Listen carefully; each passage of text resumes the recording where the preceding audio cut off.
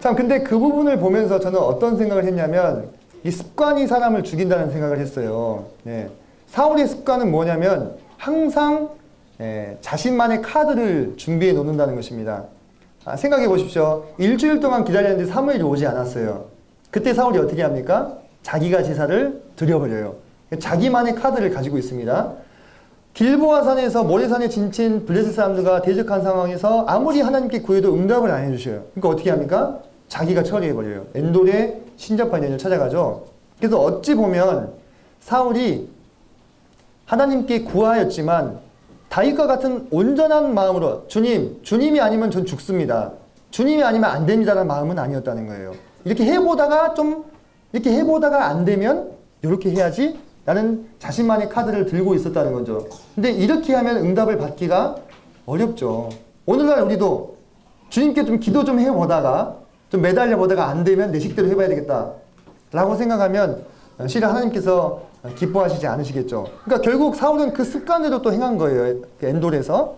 결국 그것이 그를 몰락게 하지 않았는가 하는 생각이 들고, 아마 엔돌의 이제 사울이 사무엘의 영을 직접 본 것은 아닐 겁니다. 그 엔돌의 여인의 입술에서 나오는 목소리가 누구의 목소리였겠어요?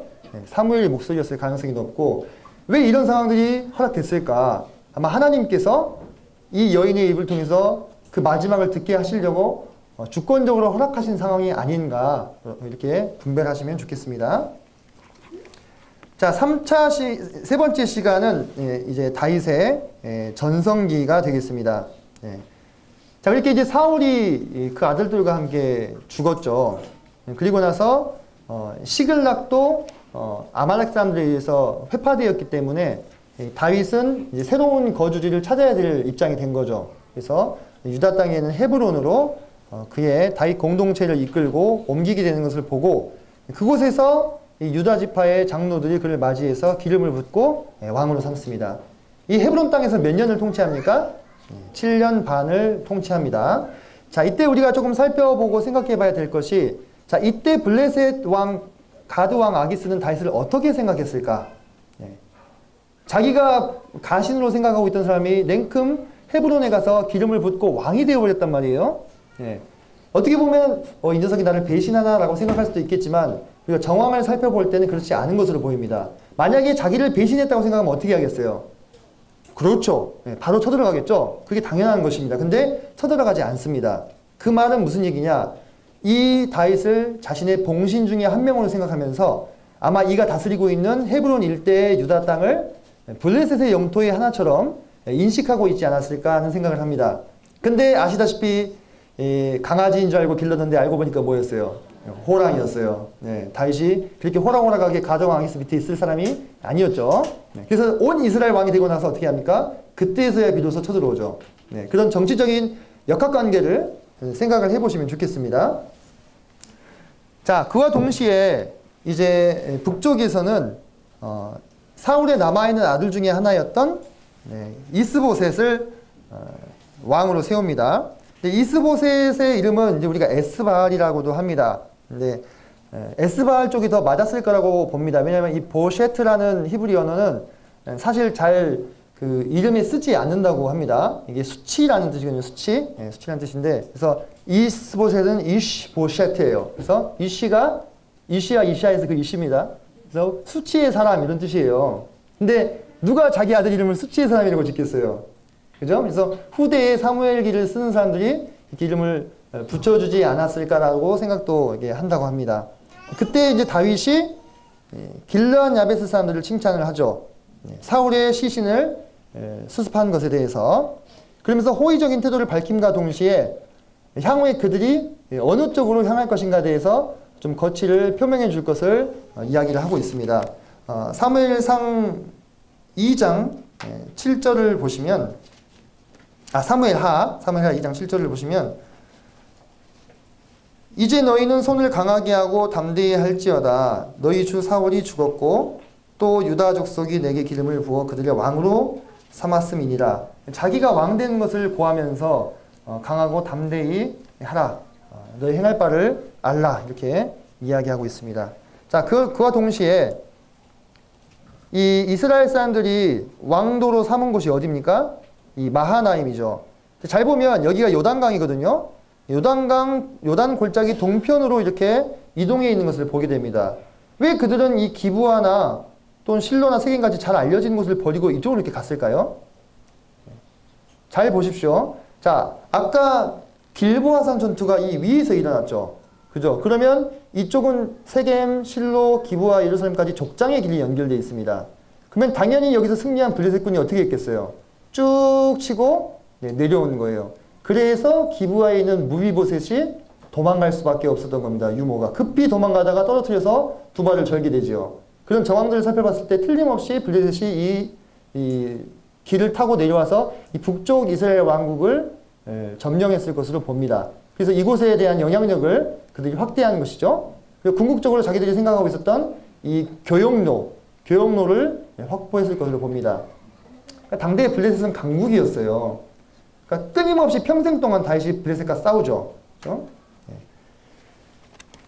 자, 이곳이 이제 헤브론입니다. 헤브론의 막벨라굴인데 헤롯 대왕이 이제 유대인들의 환심을 사기 위해서 이곳에 이렇게 커다랗게 10조의 묘실을 이렇게 지금 만들어 주었습니다. 그래서 이 안에 보시면 이렇게 아브라함과 사라의 무덤도 있고 이삭과 리브가의 무덤도 있고 야곱과 레아의 무덤도 이렇게 있습니다. 지금은 이렇게 구분을 지어서 유대인들 따로 이슬람 사람들 따로 다닙니다.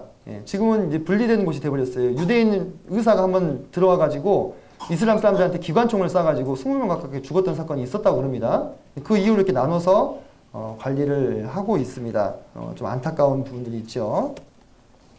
자, 그리고 나서 이제 이 마하나임으로부터 이제 이 군장 아브넬이 이렇게 내려옵니다. 기브온 쪽으로 이제 움직임을 시작하는 거죠. 왜? 이스라엘이라는 나라를 다시 부흥시켜야 되잖아요. 네? 이스보셋을 보좌해서 그때 여기서 이제 다윗의 부하들도 이렇게 나타나게 되는데 성경 말씀을 보면은 사무엘하 2장 13절에 보시면 스루야의 아들 요압과 다윗의 신복들도 나와 이렇게 되어 있는데요.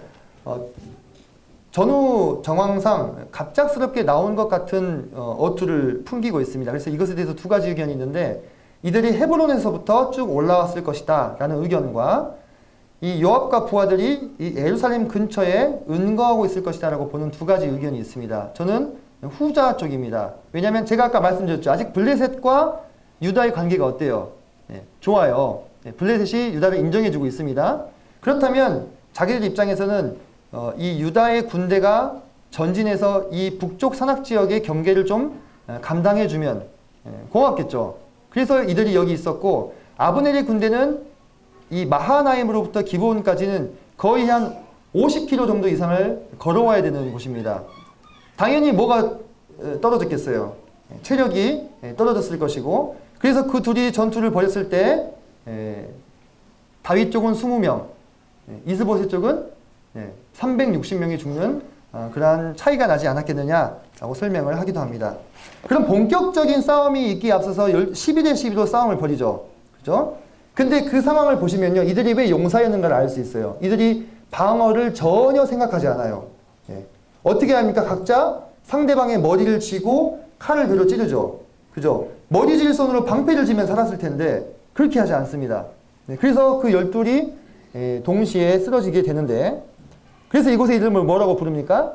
헬갓 하수림, 날카로운 칼의 밭 또는 칼날의 밭 이렇게 불리고 있습니다. 이런 것들을 볼 때 참 당대에 이 살았던 사람들의 삶이 참 바람 앞에 등불 같은 이 운명의 사람들을 살지 않았느냐. 그 아브넬과 요압이 야 너 나가서 싸워 하면 싸워야 돼요. 그리고 이스라엘과 유다를 수치스럽게 하지 않으려면 방어를 생각해서는 안 되는 거예요. 공격적으로 나가서 자신의 용맹을 드러내야만 하는 거친 삶을 살았던 자들이었다. 그런 생각들을 해보게 됩니다. 자, 넘어가서 이제 그 뒤로 큰 싸움이 있었죠. 그래서 다윗의 군대가 20명 전사를 하게 되고요. 아사엘을 포함해서 그 다음에 아브넬의 군대는 360명의 전사, 그러니까 1대 18의 비율로 전사자 차이가 난 거죠. 그러면서 다윗 집은 점점 더 강하여져 가고 이스보셋의 집은 점점 더 사울의 집은 약하여져 가는 정황들을 우리가 확인을 할 수가 있습니다. 아사엘을 좀 살펴보고 가실까요? 아사엘은 누구의 동생이었습니까? 네, 요압과 아브넬의 동생이었죠. 그의 발은 들로를 같이 빨았다 이렇게 얘기합니다. 그가 아브넬만 쫓아갑니다. 네, 한 놈만 패는 그런 좀 성향이 있었던가 봐요. 그렇게 생각할 수도 있겠는데 실은 그때 당시는 그 상대편의 어떤 그 장군이나 유력한 사람을 붙잡았을 때 또는 죽였을 때 그에 상응하는 아주 큰 보상들이 있었습니다. 뒤에도 이제 나오게 되는데 그래서 아마 아사엘이 그와 같은 것들을 노리지 않았을까라는 생각이 됩니다. 근데 아브넬이 또 아사엘과 또 아는 사이예요. 그러니까 얘는 딱 봐도 내 상대가 안 되는 거예요. 근데 내가 요압도 알고 아비새도 아니까 얘를 죽였다가는 앞으로 관계가 껄끄러워질 것을 알고 다른 곳으로 가라 했는데 좌우로 치우치지 않고 계속 쫓아가다가 결국은 배가 찔려서 죽게 됩니다. 그죠? 창 뒤끝으로 배를 찔러서 죽였다. 이 장면을 기억하시기를 바랍니다. 그리고 나서 요압과 아비새가 이 아사엘을 이 베들레헴에 있는 조상의 묘에 장사하고 헤브론으로 돌아왔다. 성경에 보면 나오는데요. 그 베들레헴에 있는 조상의 묘를 많은 학자들은 라헬의 무덤으로 보고 있습니다. 베들레헴에 그 무덤이 지금도 있습니다. 자, 3장 보시겠습니다. 사무엘하 3장 1절을 보시면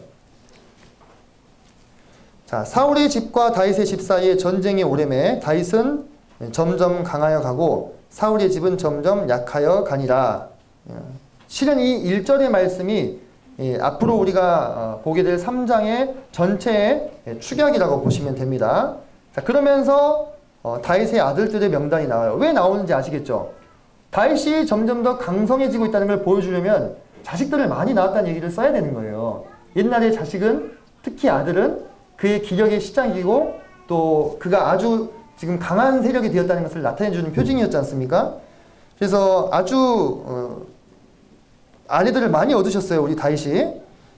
그래서 잘 보시면 이제 맏아들은 암논이고 또 둘째는 길르압이고 셋째는 압살롬이라.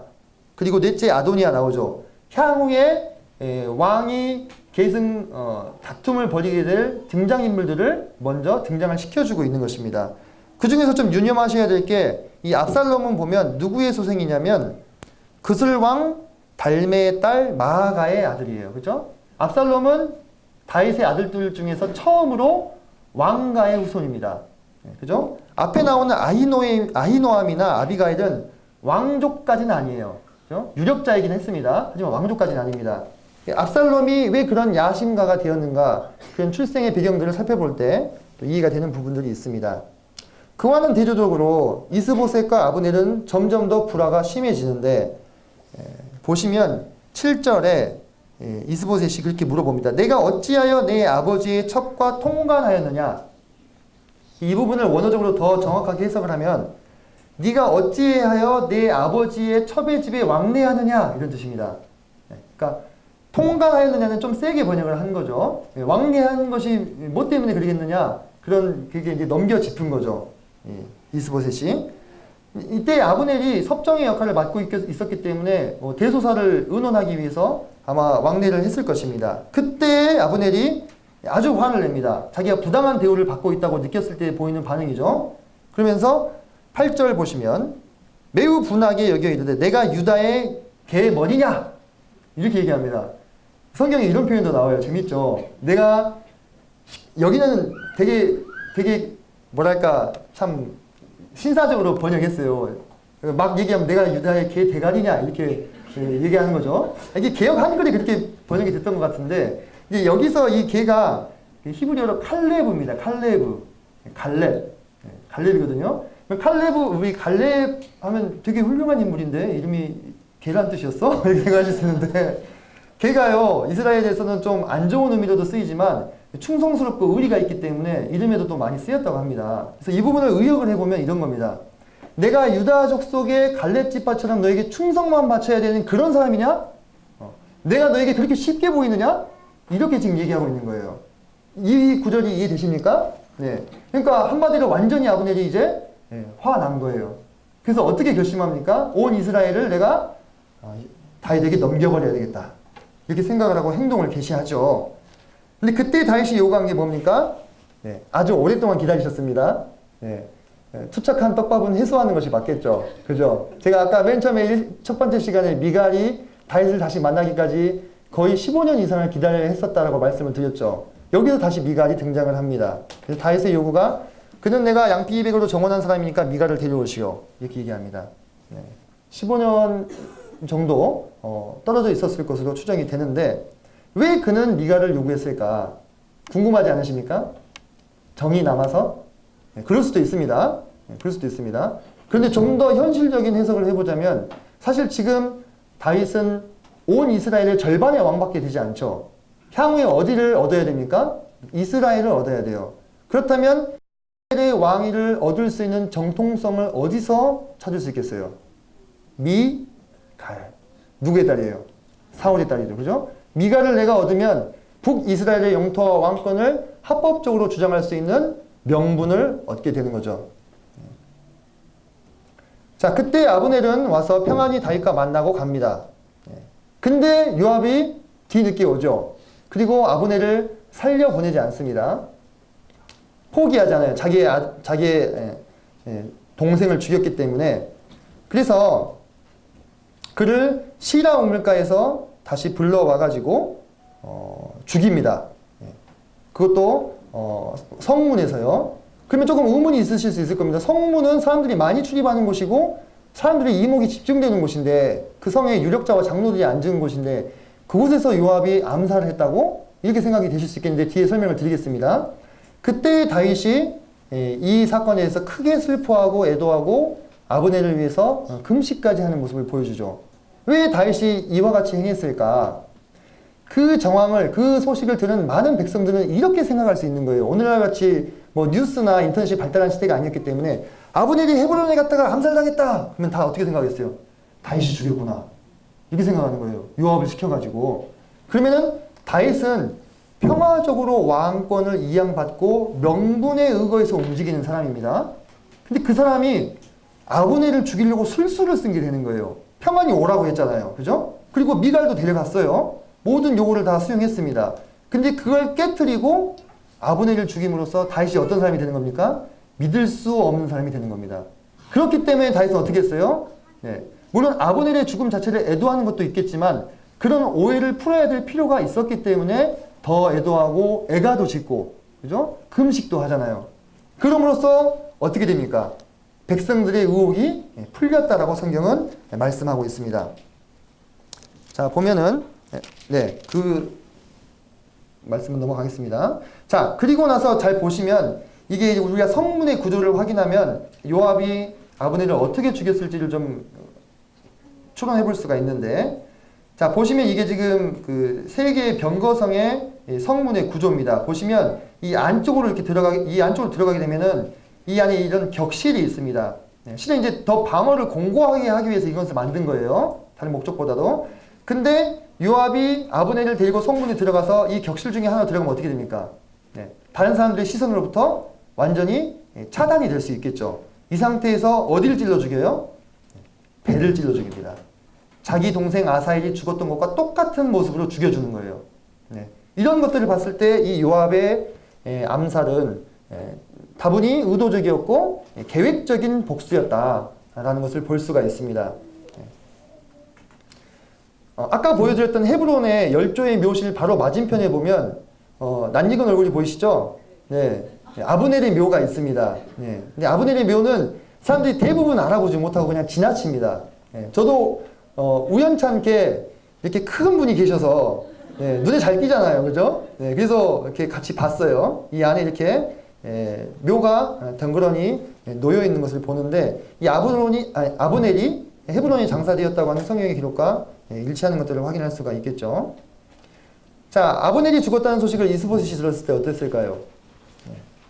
그건 정말로 두려웠을 것입니다. 이 이스보셋의 암살자들의 이름이 나오는데요. 그들을 부에롯 사람이다 이렇게 얘기합니다. 이들이 누구냐? 여호수아가 화친했던 기브온 족속의 성 중에 하나예요. 그 아주 먼 곳에서 온 것처럼 이렇게 변장해가지고 여호수아랑 이렇게 화친 맺지 않습니까? 그 기브온 족속의 성읍 중에 한 곳인데 뒤에 보면 나오는데 그 기브온 성 사람들이 사울 왕에게 죽임을 당하죠. 그래서 3년 기근이 찾아옵니다. 그때 더 자세히 설명을 드리겠습니다. 근데 왜 죽였는지 그런 정황이 전혀 성경에 나오지 않습니다. 근데 아마도 이 브에로 사람들이 그 사건과 좀 연관이 되어 있지 않겠느냐라고 추정을 합니다. 왜냐하면 사무엘하 4장 3절에 보면 그들이 일찍이 깃다임으로 도망해서 거기 거주하였더라 이렇게 나오는데 아마 사울이 기브온 사람들을 학살할 때 자기들도 휘말릴까봐 깃다임이라고 하는 곳으로 도망와서 거했을 것으로 추정합니다. 그렇다면 이들의 행동에는 뭐가 주어지는 겁니까? 동기가 주어지는 거예요. 동기. 왜 하필 이들이 이스보셋을 암살했을까? 그들의 친족과 일가들이 사울 왕에게 학살을 당했던 과거의 기억들을 가지고 있는 중인데 안 그래도 유력한 아브넬까지 죽임을 당해버렸어요. 그럼 어떻게 해야 되겠습니까? 빨리 태세전환을 해야 되는 거죠. 다윗의 정적인 이스보셋을 죽여서 다윗을 찾아가서 한 자리 차지해야 되는 거예요. 과거의 해묵은 감정도 있고 하니까. 하지만 다윗은 어떻게 했어요? 그들을 죽이죠.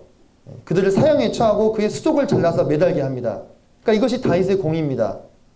다윗은 한 번도 이렇게 불법적이고 폭력적인 행동을 통해서 자신의 왕권을 차지하려고 하지 않았습니다.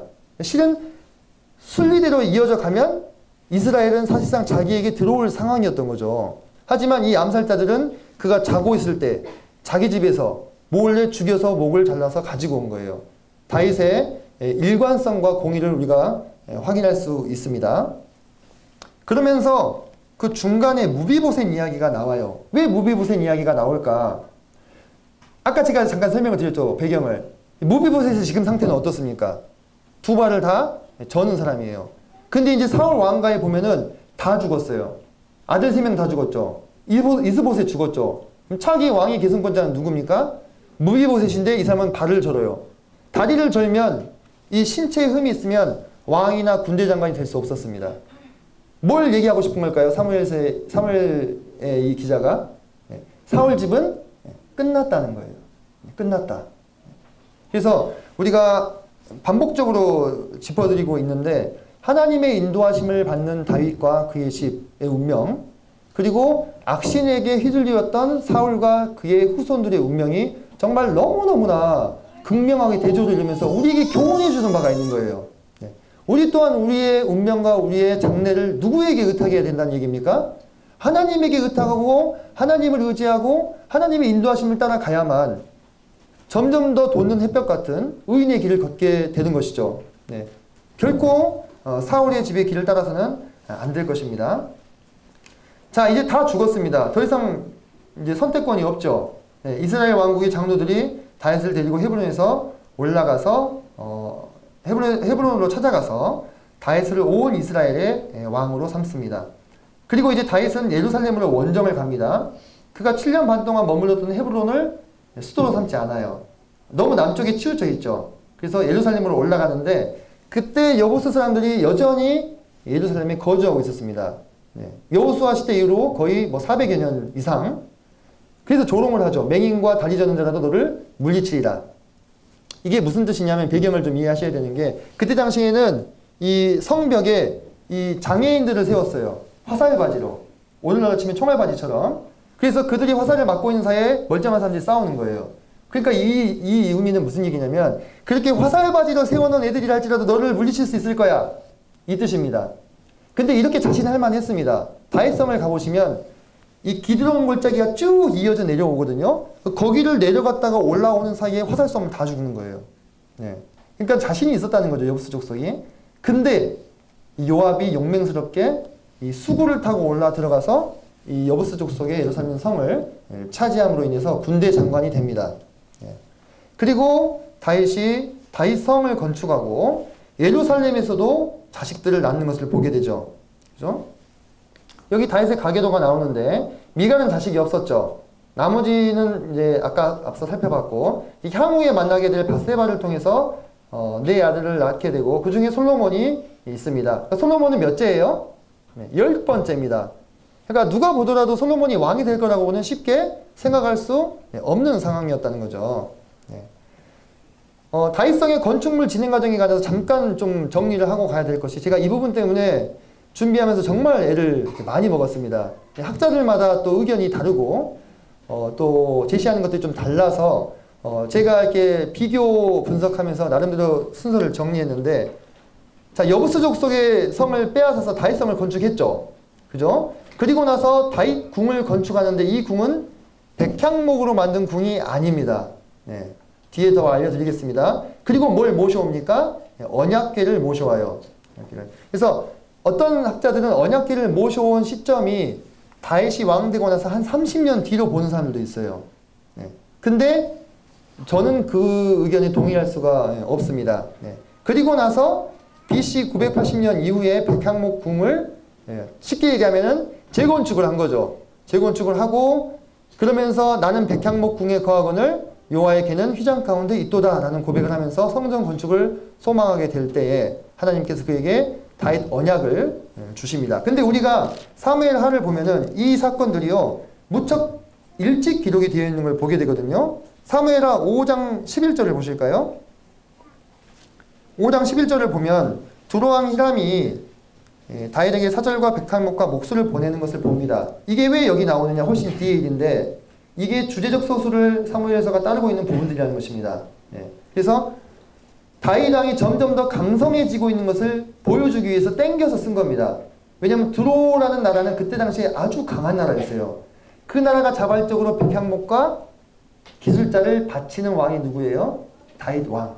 그렇다면 다윗은 아주 강한 자가 되었다는 것을 얘기해주고 있는 것입니다. 자, 여기 보면 이게 다윗성 전경인데요. 지금 우리가 예루살렘에 가면 보고 있는 이 성벽 바깥에 있습니다. 다윗성이. 그래서 여기서 좀 남쪽으로, 성전사에서 좀 남쪽으로 내려오면 여기에 옛날 다윗성이 이곳에 있습니다. 자, 그래서 거기를 보면은 다윗과 솔로몬 시대에 지었던 성벽과 느헤미야 시절에 재건한 성벽을 이렇게 구분이 됩니다. 이런 것들을 어떻게 알 수 있느냐? 이 성벽에 있는 벽돌이나 돌들이 불탄 흔적들이 발견이 됩니다. 그리고 바벨론인들이 사용했던 화살촉 같은 게 발견이 되면 아하, 이 성벽이 그때 당시 공격을 당해가지고 무너졌다가 재건이 된 것이구나, 이런 것들을 알 수가 있는 거죠. 두로왕 히람에 대해서 잠깐 설명을 드리면 이 사람은요 세기사 안에서 치세 기간을 BC 980년부터 947년 정도를 봅니다. 다른 의견도 있지만 거의 이 의견이 대세입니다. 그럼 다윗은 언제 왕이 됐느냐? 1010년 또는 1011년을 말합니다. BC. 그러면 다윗이 왕이 되고 나서도 적어도 몇 년? 30년은 지나야 히람 1세가 왕이 되는 거예요. 그럼 히람 1세가 왕이 되어야 백향목도 보내고 기술자도 보낼 수 있을 거 아닙니까? 그래서 우리가 사무엘하 5장에 나오는 이 백향목 궁을 짓는 이 시점이 우리 생각보다 훨씬 뒤에 일어난 일이라는 것을 알 수가 있는 거예요. 자, 오늘날의 다윗의 궁전은 발견되고 있을까요? 에일랏 마잘 교수라고 하는 아주 유명한 교수님이 있습니다. 이분이 2005년도에 예루살렘 다윗성 근방을 이렇게 발굴을 하셔가지고 그런 것들을 이제 확인하셨어요. 그래서 성경에서 근거들을 찾습니다. 사무엘하 5장 17절을 보시면 요새로 나가니라라는 말이 나오는데 히브리어 원어적으로는 내려가다라는 뜻입니다. 그래서 내려가는 층계가 있었을 것으로 보고 그 층계를 따라 올라가면 이제 흔히 말하는 라지스톤 스트럭처라고 하는 이것을 발굴하셨는데요. 여기에 다윗궁이 있었을 것으로 보고 있습니다. 자, 느헤미야서에도 보면 이게 나옵니다. 샘문으로 전진하여 성벽으로 올라가는 궁에 이르러 다윗성의 층계로 올라가서 다윗의 궁 밑길에서 동쪽으로 향하여 수문에 이르렀고, 그냥 우리가 글만 읽으면 그런가 보다 하잖아요. 여기를 잘 보십시오. 자, 샘문, 실로암성 연못에서 쭉 올라가서 층계를 따라 올라가면 뭐가 있어요? 다윗궁이 있고 거기서 동쪽으로 향하면 뭐가 있습니까? 기온샘이 나오죠. 그래서 이와 같은 서술들이 우리가 다윗궁이 어디에 있었는가에 대한 힌트를 우리에게 제시해주고 있고, 제가 왜 이렇게 장황하게 말씀을 드리느냐면 이런 어떤 근거들을 통해서 다윗 왕이 실존적인 인물이었다는 것을 오늘날 인정을 받을 수 있게 된다는 것입니다. 자, 이렇게 이제 다윗은 온 이스라엘의 왕이 되었습니다. 그리고 예루살렘의 여부스 족속을 물리쳐서 다윗성을 확보하게 됩니다. 그리고 다윗궁을 짓습니다. 근데 이때에서야 비로소 이제 어디서 쳐들어와요? 네, 블레셋이 쳐들어오게 된 거예요. 블레셋의 왕 가드왕 아기스가 다윗이 행하는 걸 보니까 자기 가신인 줄 알았는데 어때요? 네, 아니었어요. 그러니까 이것 봐라, 안 되겠네 하고 쳐들어오게 되는 겁니다. 아까 사울과 길보아 전투를 했던 때와 똑같은 상황입니다. 블레셋이 북쪽 교역로를 확보하기 위해서 아합에게서 올라가서 전투를 했죠. 그래서 눈에 가시 같은 사울을 처단했어요. 근데 이제 새로 누가 나타났어요? 다윗이 나타났죠. 이 다윗을 초반에 제압해두지 않으면 어떻습니까? 두고두고 자신들의 북쪽 이스라엘에 대한 어떤 자신들이 가지고 있었던 기득권과 정보권을 이제 부정당하게 되기 때문에 빨리 다윗을 쳐서 계속해서 북쪽에 대한 자신들의 영향력을 행사하기를 원했던 것입니다. 그래서 두 번이나 쳐들어오죠. 그죠? 첫 번째 쳐들어왔을 때 하나님께서 다윗과 함께 하셔서 그 전투를 승리로 이끌고 그들을 물을 흩음같이 흩었다 라고 해서 바알 브라심이라고 하는데, 이 브라심이 바로 터치고 나오는 이런 뜻입니다. 이 암벽을 터치고 물이 솟아나는 거 있죠. 그게 이 브라심입니다. 그래서 바알 브라심이라고 하는 이 지명 안에 그들이 유다 사람들이 블레셋 사람들을 어떻게 물리쳤는지가 잘 나타나고 있죠. 두 번째로 나타났을 때는 이제 정면으로 공격을 하지 않고 이게 돌아서 후면에서 공격을 합니다. 그러므로 블레셋 사람들이 이렇게 북쪽으로 도망가서 이 게셀과 기브아에 이르는 모든 곳에서 승리를 거두게 됩니다. 두 번째 전투 여기 보면 나오시죠. 게바에서부터 게셀까지 쭉 블레셋 사람들을 물리치게 되는데요. 이 두 번의 전투가 의미하고 있는 바가 있습니다. 첫 번째 전투에서 블레셋 사람들이 자신들의 우상을 버리고 가서 다윗이 치우게 되거든요. 이것은 명백하게 아벡 전투에 대한 복수전입니다. 아벡 전투 때는 누가 뭘 버리고 갔어요? 유다 사람들이 언약궤를 버리고 갔죠. 그래서 그것을 블레셋 사람들이 빼앗아오죠. 근데 이번 르바임 골짜기의 전투에서는 블레셋 사람들이 우상을 버리고 간 것을 다윗이 치우게 됩니다. 그죠? 두 번째 전투, 길보아산 전투에서 사울과 그 세 아들들이 전사하죠. 그죠? 근데 똑같이 다윗은 블레셋 사람들을 두 번째 전투에서 물리침으로 말미암아서 잃어버렸던 북쪽 산악지형 이스라엘에 대한 영향력을 회복하게 되는 전투를 하게 되는 것입니다. 그래서 다윗 치세 초기의 이 두 번의 전투는 정리를 하자면 북쪽 이스라엘과 온 이스라엘에 대한 블레셋의 영향력을 다윗이 하나님의 도움을 받아서 걷어내버린 거예요. 서쪽으로. 이와 같은 일들이 왜 중요하냐면 항상 우리가 성경에서 관찰할 수 있는 것은 왕들이 왕위에 오르고 나서 꼭 위기가 찾아옵니다. 그죠? 사울도 처음에 왕이 되고 나서 누가 쳐들어왔어요? 암몬왕 나하스가 쳐들어오잖아요. 그래서 그가 이 밭을 갈던 소를 잘라가지고 온 이스라엘 보내서 함께 모여가지고 물리치게 되죠. 그래서 왕권이 공고하게 되기 위해서는 무엇이 필요하느냐? 이 사람이 하나님과 함께 하는가? 이것을 백성들이 봐야만 하는 거예요. 근데 그 수단으로 뭘 쓰신 겁니까? 하나님께서는 전쟁을 쓰신 거죠. 사울 같은 경우에는 암몬왕 나하스를 물리치게 하시고, 다윗 같은 경우에 누구를 물리치게 하신 겁니까? 블레셋 사람들을 물리치게 하신 겁니다. 그리고 나서 다윗이 바로 하나님의 궤를 옮기게 됩니다. 제가 앞서서 다윗성에 만들어졌던 건축물들의 연표를 굳이 정리한 이유가 여기 있습니다. 자, 한번 생각해 봅시다. 다윗이 지금 이제 간신히 왕이 되고 간신히 블레셋 사람 두 번 싸워서 이겼습니다. 나라 안팎으로 해결해야 될 문제가 얼마나 많습니까? 그죠? 나라도 안정시켜야 되고 북쪽 이스라엘 사람들과 남쪽 유대 사람들의 어떤 반목 관계도 풀어줘야 되고, 또 나라 밖에도 적들이 아주 많잖아요. 이렇게 할 일이 정말로 많은 다윗인데 그 마음 중심에는 무엇이 있었다는 거예요? 하나님의 궤에 대한 사모하는 마음이 있었다는 것입니다. 그래서 그가 해결해야 되는 수없이 많은 나라 안팎의 일들을 제쳐놓고 가장 먼저 한 일이 뭐라는 거예요? 하나님의 궤를 자신의 다윗성 안으로 모셔오는 일을 했다고 하는 것입니다. 그래서 근데 열정이 너무 지나쳤어. 열정이 너무 지나쳐가지고 율법을 살짝 망각하게 되죠. 원래는 궤를 누가 옮겨야 됩니까? 레위 사람들이 이게 매가지고 옮겨야 되는 거예요. 근데 그것을 새 수레에 실어가지고 오다가 사건이 생기고 말죠. 그렇죠? 그래서 우사가 죽게 되는데 그러므로 이 궤를 가드 사람 오베데돔의 집에 3개월을 두는데 하나님이 어떻게 하십니까? 가드 사람 오베데돔의 집, 온 집에 복을 주신다. 이렇게 복을 주셨다. 성경에 보면 이렇게 나옵니다. 이 가드는 그 블레셋에 있는 성 가드가 아닙니다. 가드는 그때 당시에 흔히 쓰이는 지명이었습니다. 그래서 이제 이것으로 인해서 다윗이 마음의 자신감을 회복했겠죠. 그리고는 오베데돔의 집으로부터 이 궤를 이제 다윗성으로 옮겨오게 되는 것들을 우리가 보게 되는데, 그때 다윗이 찬양대를 세우고 배에 에봇을 입고 춤을 추고 제사를 드리는 다윗을 볼 수가 있습니다.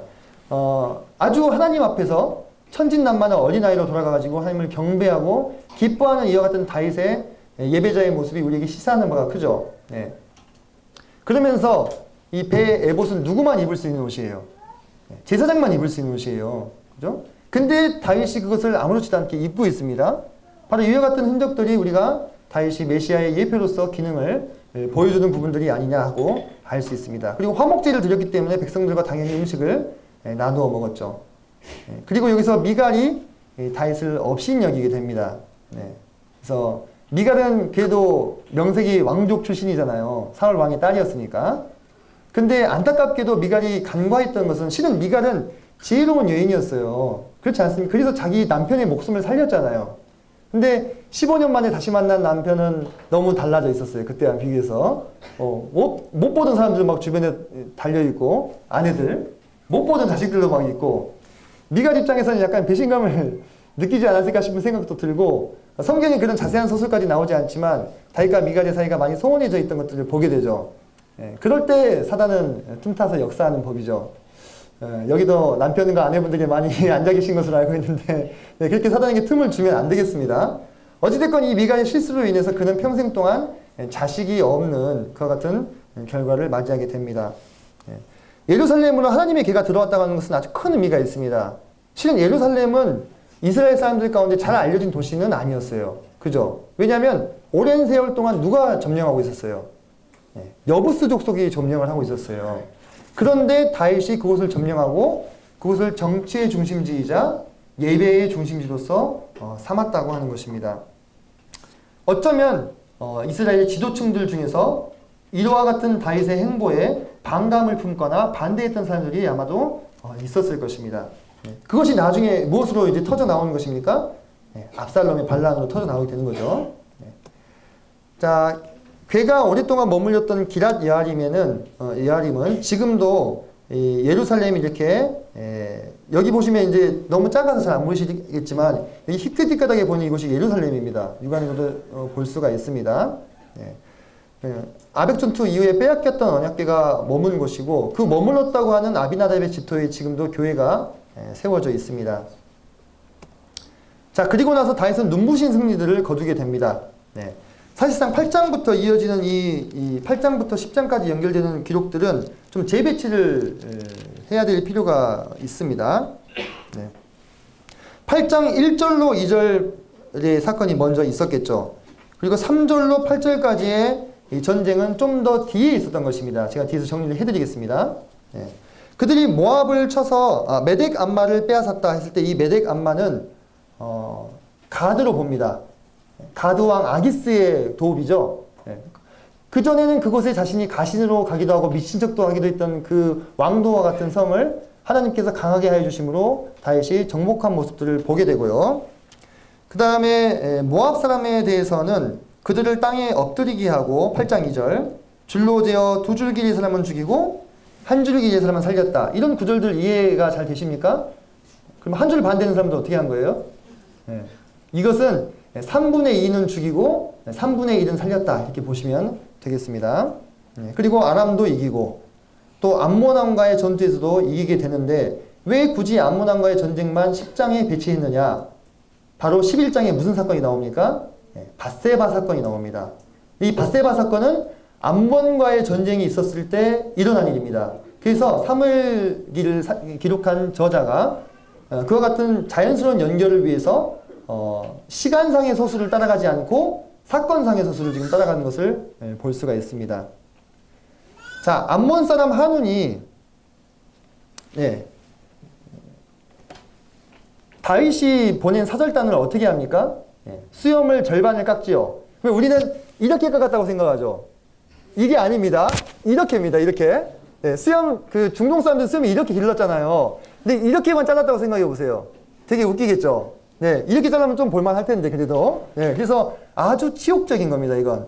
중동볼기라고 하는 것은 이 엉덩이 부분을 말하는 거예요. 그래서 고의적으로, 다윗의 사신들을 욕보임으로 말미암아 결국은 누구에게 선전포고를 한 겁니까?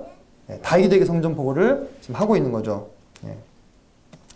자, 그래서 이렇게 엄청난 사람들을 암몬 왕이 동원을 합니다. 나름대로 자신이 있었던가 봅니다. 하지만 두 번의 전투를 통해서 어떻게 돼요? 완전히 패배를 하게 됩니다. 1차전에서는 요압과 아비새가 자기들을 포위한 암몬과 아람 사람들의 연합군을 함께 나누어서 승리를 하게 되고요. 자, 여기서 1차전을 벌이고 나서 이 위에 보면 아람 사람들 여기 있죠. 암몬과 아람이 동맹이라면 당연히 동맹을 깨뜨리는 것이 전쟁에 유리하겠죠. 그래서 다윗의 군대가 1차전을 승리하고 나서 즉시로 아람 사람들을 쳐들어가가지고 아람 사람 군대를 격파해버린 것입니다. 그러면 누가 고립돼요? 암몬 사람들만 고립이 되잖아요. 그래서 3차전으로 라빠 암몬, 수도를 쳐들어가는 것이죠. 이렇게 정리해 볼 수가 있겠습니다. 예루살렘의 여부스 족속을 정복합니다. 그죠? 그리고 블레셋 사람들을 다윗 치세 초기에, 통일 왕국의 치세 초기에 두 번을 이기죠. 그리고 메덱 암마를 정복함으로써 사실상 블레셋은 더 이상 한동안은 이스라엘을 넘볼 수 없게 됩니다. 그 뒤에 두 줄기리의 사람은 죽인다. 모압 정복을 하고 남자의 3분의 1을 죽인 것입니다. 이런 것이 실은요, 여러분, 좀 우리에게 의문을 줄 수 있습니다. 아니, 모압 땅에 그 전에 다윗 왕이 자기 부모를 맡겼었잖아요. 기억나십니까? 그럼 은혜를 입었는데 왜 이렇게 잔인하게 했을까? 이거는 이제 성경은 아니지만 유대 전승에 따르면 다윗의 부모가 모압 땅에서 살해당했다는 것으로 이렇게 봅니다. 그렇다면 다윗이 이와 같이 행했을 개연성이 있죠. 그리고 3분의 1은 살려줬잖아요. 이거는 어떻게 보면 자비예요. 옛날에는 그 성이 정복이 되면요, 남자들은 전부 죽이거나 노예로 삼는 것이 그것이 당연한 것이었습니다. 그래서 다윗은 그때 당시 기준으로 봤을 때는 정복지에 아주 잔인하게 행한 왕은 아닙니다. 그리고 암몬 아람 연합군과 싸움에서 요압의 양동작전으로 승리하고 아람 사람들을 먼저 정리하고 나서 라빠 암몬을 정복하는 거죠. 이때 무슨 일이 있었습니까? 바세바 사건이 있게 되죠. 자, 그리고 이제 그 뒤에 에돔 사람 1만 8천 명을 소금 골짜기에서 죽임으로써 다윗 왕은 가히, 제가 1교시에 보여드렸죠. 떠오르는 해에서 어떻게 됐습니까? 정오에 높이 뜬 해로 그 세계 열방 가운데 그 모습을 드러내게 됩니다. 왜 그렇게 됐습니까? 하나님이 그와 함께 하셨기 때문에. 그것이 다윗의 성공 비결입니다. 하나님이 저와 함께 하셨기 때문에. 그래서 그가 어디로 가든지 이기게 하신 거죠. 자, 그러면서 다윗은 무비보셋을 챙기게 되는데, 이 무비보셋은 많이 우리가 들었고 또 우리에게 큰 감동을 주는 사람 중에 한 명입니다. 자, 다윗이 그렇게 이야기를 합니다. 사울의 집에 오히려 남은 사람이 있느냐, 내가 그에게 은총을 베풀리라. 누구 때문에 은총을 베푸는 거예요? 요나단 때문에. 두말할 것도 없죠. 어떤 언약을 맺었습니까? 에셀바이의 언약을 맺었습니다. 그때로부터 시간이 많이 흘렀어요. 그때는 다윗은 얼굴이 붉은 소년티를 갓 벗은 청년이었지만 이제는 어엿한 중장년의 나이로 들어서고 있는 상황이었습니다. 하지만 자신이 어릴 적에, 젊을 적에 맺었던 언약을 잊지 않았어요. 이런 것이 다윗이 신의의 사람인 것을 우리에게 보여주는 것이죠. 그래서 그 무비보셋이라는 사람을 찾는데, 무비보셋이 어디까지 도망가서 사는가 보세요. 참 마음이 짠합니다. 여기가 예루살렘이죠. 로드발 암멜의 집에 로드발 암멜의 아들 마길의 집에 사는데 여기에요, 여기. 그러면은 거의 자기가 갈 수 있는 가장 끝까지 간 거예요. 이해되십니까? 좀 마음이 짠하죠. 자고 일어나 봤더니 할아버지 아버지 다 죽고 유모가 놓쳐가지고 두 발 절개되고 변두리 변방 성읍에서 조용히 묻혀 살아야 되는 운명이 돼버린 거예요. 자신의 의지와는 상관없이. 그런 그가 매일 밤 편히 잘 수 있었겠습니까? 그때 당시 고대 근동에서는요, 그냥 왕조가 바뀌면 전 왕조와 관련돼 있던 왕족은 물론이거니와 친족까지 다 죽였습니다. 그러면은 무비보셋은 당연히 죽임을 당해야 되는 거예요. 다윗이 부를 때 이 사람이 얼마나 벌벌 떨었겠어요. 날 죽이려고 하는가? 라는 생각을 했겠죠. 근데 그 무비보셋을 다윗이 요나단과의 언약을 기억함으로 예루살렘으로 불러오고 맨 처음에 하는 말이 뭡니까? 무서워하지 말라. 이렇게 무비보셋을 위로하는 것을 우리가 보게 됩니다. 그래서 가히 이 다윗은 메시아 대신 우리 예수 그리스도의 표상이라고 할 수 있겠죠. 그리고 이 무비보셋은 누구를 상징할 수 있겠습니까? 은혜 받을 수 없는 멸망당에 마땅한 우리의 처지를 적나라하게 보여주고 있는 것입니다. 그래서 실은 우리가 예수 그리스도를 떠나서 하나님을 떠나서 스스로 주인된 삶을 살면서 스스로의 삶을 마감하면 죽어서 심판을 받아야 마땅한 존재들이었는데 그러한 우리를 그분의 아들 예수 그리스도를 통하여 구원해 주신 그 은혜, 우리가 그것에 감사하고 그것에 감동하기 때문에 이 자리에 지금도 모여 있는 것이죠. 그죠? 이 무비보셋의 처지와 우리가 항상 갖고 우리의 이와 같은 처지를 잊지 않을 때 우리가 보온하는 삶을 주님께 살아드릴 수 있다는 것입니다. 그래서 다윗이 무비보셋을 어떻게 챙기나 보세요. 사울에게 속한 것을 다 돌려줍니다. 이것은 무슨 얘기냐? 네가 사울 집의 합법적인 상속자야, 이런 뜻입니다. 실은 무비보셋은 그런 역할을 할 수가 없어요, 지금. 그죠? 목숨 부지한 것만이라도 지금 아주 감사한 일인데 사울 집안의 합법적인 상속자로 무비보셋을 인정해주고 다윗의 상에서 함께 먹도록 합니다. 이것은 무비보셋을 왕자로 인정해서 왕자로 격상시켜주는 것입니다. 패배한 왕조의 비참한 후손이 아니라 합법적인 상속자이자 왕의 아들로서 무비보셋을 삼아주었을 때 그는 이렇게 고백하지 않을 수가 없었겠죠. 어찌 왕께서 죽은 개 같은 나에게 이와 같은 은혜를 베푸십니까?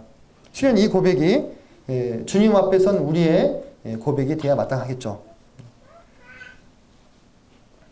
자, 언제쯤 불렀을까에 대해서는 제가 제시한 내용을 참고하시면 충분히 이해하실 것으로 생각이 되기 때문에 넘어가도록 하겠습니다. 자, 다윗의 전성기 이 시간 좀 정리해 보겠습니다. 하나님께서 함께 하심으로 다윗은 점점 더 강성하여지고 사울 집안은 약해지는 것을 다 살펴보셨습니다. 다윗은 이스보셋과 아브넬의 죽음 뒤에 온 이스라엘의 왕으로 세워지고 치세 초기에 블레셋과의 두 번의 전투를 승리로 이끕니다. 그리고 나서 그는 안팎에 많은 문제들이 있었지만 그 마음 가운데 하나님과 하나님의 궤를 사모하는 마음이 있었기 때문에 그의 우선순위는 무엇이었습니까? 궤를 그의 궁으로 가지고 오는 것이었습니다. 그 뒤에 어디로 가든지 하나님께서는 다윗이 이기게 하십니다. 그리고 무비보셋을 거두어서 언약을 지키는 신의와 은혜가 넘치는 자비로운 왕의 다윗의 모습을 우리가 볼 수가 있습니다. 가히 태양이 정오에 찬란하게 떴습니다. 식사하시고 이어서 나누도록 하겠습니다.